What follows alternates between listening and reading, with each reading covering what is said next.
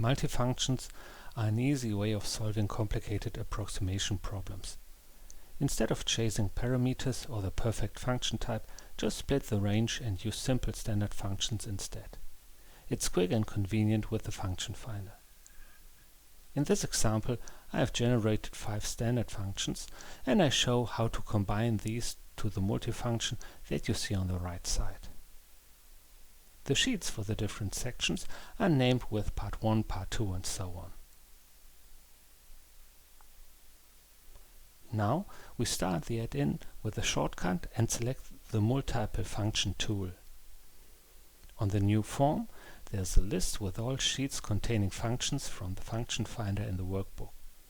We select each part and click on the respective button.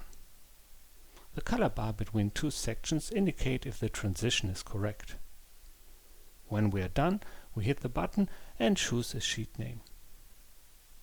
After closing the form, we find the typical summary with all details, a list with the functions for each section, a chart and much more.